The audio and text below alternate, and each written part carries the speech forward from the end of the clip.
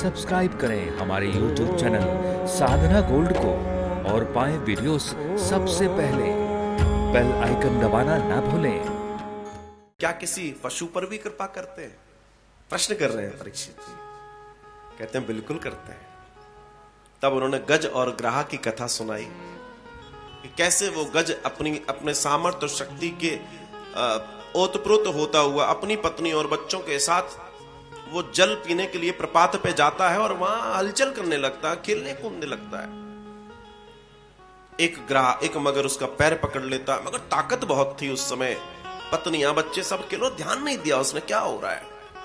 कई बार आदमी का अहंकार अभिमान शक्ति इतनी बड़ी हो जाती है वो छोटी सी चीजों पर ध्यान नहीं देता, और कई बार एक छोटी सी चीज, एक छोटा सा तिनका बड़ी बड़ी सल्तनत को ढेर कर देता है।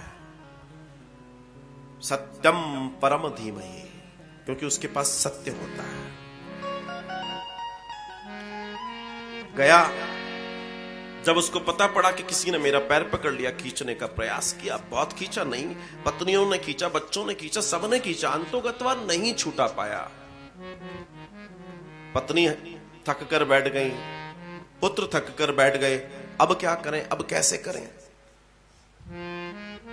तब जाकर इसको अपने पूर्व जन्म का याद आया कि मैं कौन था, और भगवान को याद करने लगा। गजेंद्र मोक्ष की इसने स्तुतियां की, जिसको गजेंद्र मोक्ष कहते हैं। बहुत सारी विपत्तियां जीवन में आती हैं, पर संतों का कहना और वास्तव में यह देखने में आया है कि ऐसे विपत्ति, जब आपके जीवन में विपत्ति हो तो गजेंद्र मोक्ष का अगर आप पाठ करते हैं मनसा वाचा कर्मणा से, तो वो सिद्ध है, साफ जीवन का कल्याण कर देता है। इतना सामर्थ्य साथी में, इतने बच्चे, इतनी पत्नियां, सब कुछ होते हुए आज कोई साथ में नहीं है। क्यों? सब थक गए।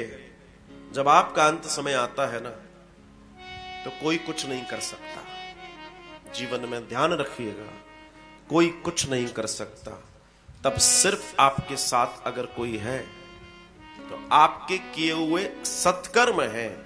अगर उन सत्कर्मों की कहीं कोई स्थिति सही रही है तो सत्कर्म आपको जीवन दे सकते हैं, आपका कल्याण कर सकते हैं। अर्थात वो गोविंद, वो आपकी गुरु कृपा, जो आपको मंत्र मिला था, किसी गुरु ने आपके कान में फूंक दिया था, अगर आपने उसको साध लिया है तो फिर आपके ऊपर कोई इस तरह का प्रहार जीत ही नहीं सकता।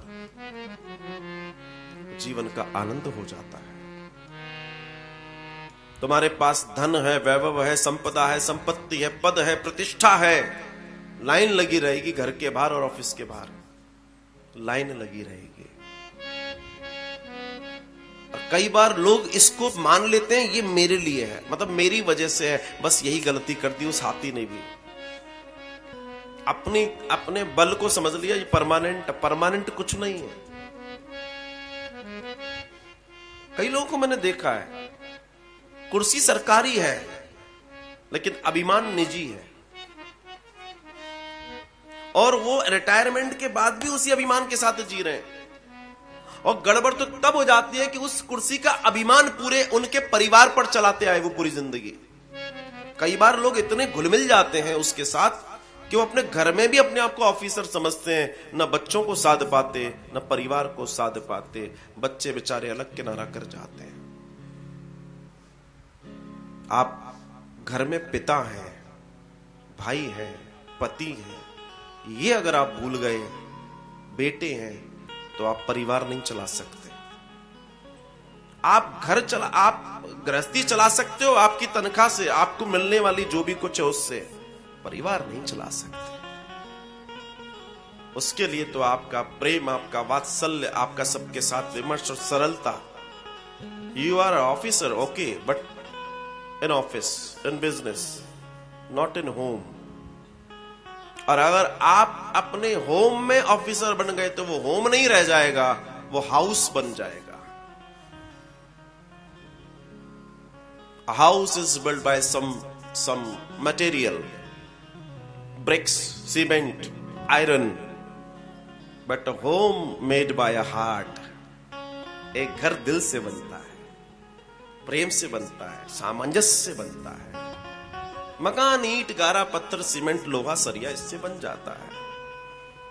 तो आप बनाना क्या चाहते हो, घर या मकान? पहले तो ये दिमाग में रखिएगा।